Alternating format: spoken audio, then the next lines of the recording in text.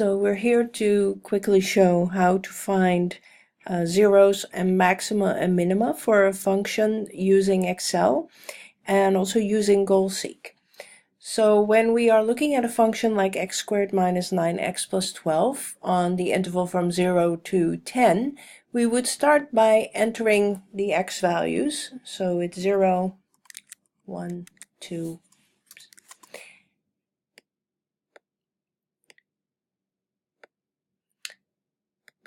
we are going to use the calculator definition of the derivative, which is kind of indicated here on your screen. It is the f of x plus 0.001 minus f of x minus 0.001 divided by 0.002. This gives a really nice approximation of the derivative for most nice, fairly smooth functions.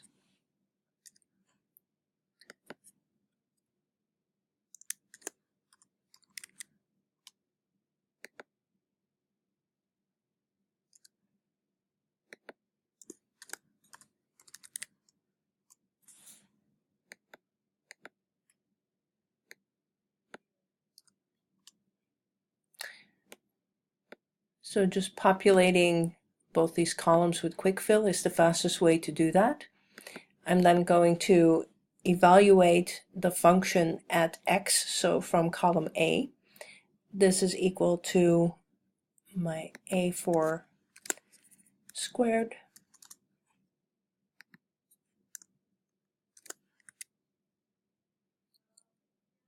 minus 9 times a4 plus 12. There's a couple of ways of doing this. I like just quick filling to the right and then taking this entire cell and then moving it down.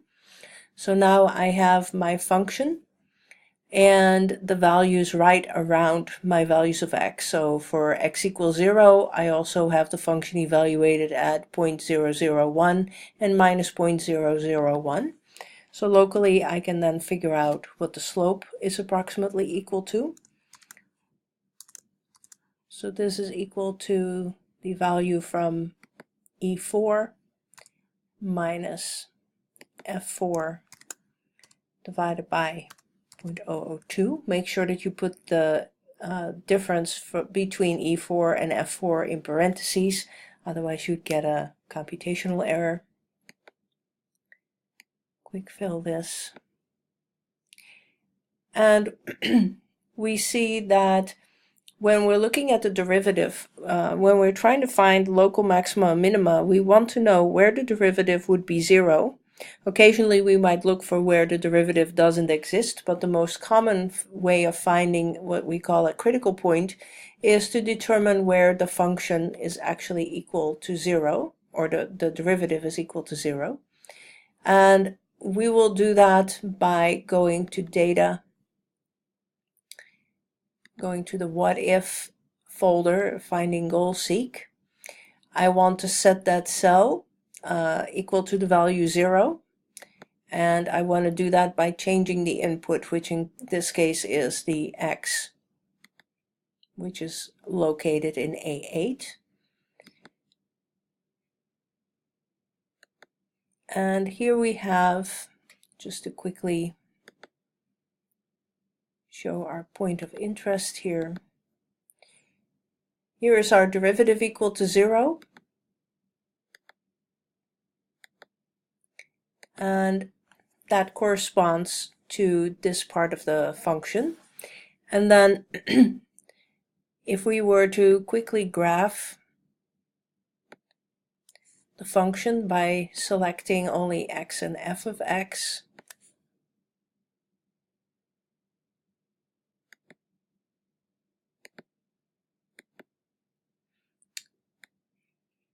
we see that this would be where the derivative is 0, corresponds to the point at 4.5.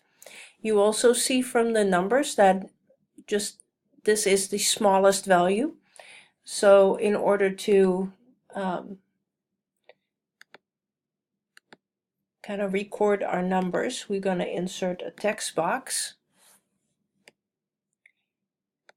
And so we would have the derivative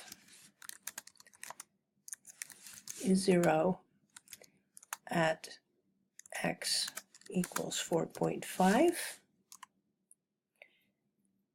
F has a local minimum at x equals 4.5. There's no local maximum.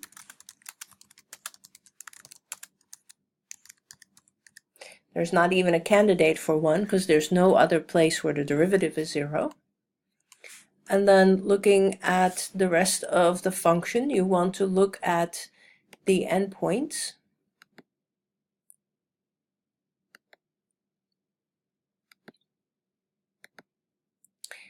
And when we're just looking at all of the values, the global minimum is equal to negative 8.25, and that is at x equals 4.5, and then the global maximum is equal to 22 at x equals 10. So the local maxima and minima will take place where the derivative is 0, and you will have global maxima and minima is a matter of testing all of your critical points where the derivative is 0 and then testing them against the endpoints. So the reason that I actually highlighted the local minimum and then the endpoints is because those are the only values that I have to consider when I'm trying to find where the global maxima and minima are for a nice function like this that's defined everywhere. So there are no asymptotes that could mess this up. And so for our nice functions, we basically find the global maxima and minima by considering the local maxima and minima and the endpoints.